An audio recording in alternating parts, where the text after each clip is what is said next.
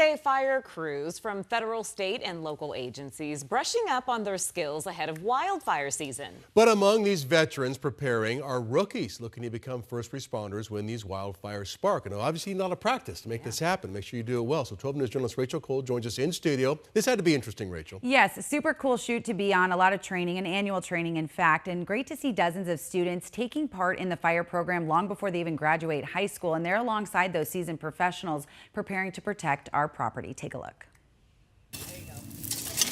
Establishing a fire line.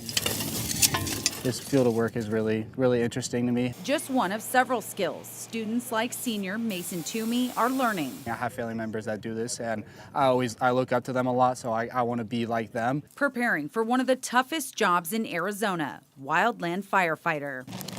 It helps instill confidence at knowing that, hey, when I call 911 or there's a large incident going on, a big wildland fire breaks out anywhere near my home or my loved one's home, knowing that the firefighters are prepared, that they have the necessary equipment, the necessary training, and the necessary technology, that they can go out and do everything within their power to safely and efficiently mitigate that fire. Brady Casson with Peoria Fire Medical Department telling us our fire season typically hits in May, making this a perfect time to recertify all types of crews. The more you train and the more proficient you are at your skills, the more efficient and the safer that you will be when you're out mitigating these incidents. The two-day training near Lake Pleasant particularly focused on multi-agency communication. We're working on radio communications. When you bring in individuals from so many different jurisdictions and from all across the state, you have to make sure they have an opportunity to communicate well with one another without issues. You don't want to be calling for help or advising command of something emergent going on and not be able to get a hold of them. And while the students out here aren't on call yet, It's really cool to be here. It's also kind of nerve-wracking to be here. You're surrounded by people that could potentially hire you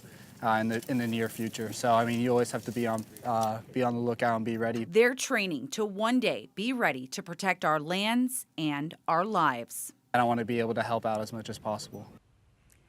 And as mentioned, our wildfire season kicks up in May, lasting normally through mid-July when we usually rev up monsoon. But as we know, there's no guaranteed moisture, so the mitigation efforts by all of us are certainly vital. Guys, we'll send it back to you. Yeah, some tough work, but necessary and very important work. A ton of respect to the certainly men and for women who are out sure. doing that. Yeah. 100%, guys. Yeah, it's a much needed career that we need to continue to grow and get people into for sure. All right, Rachel, thank you for that.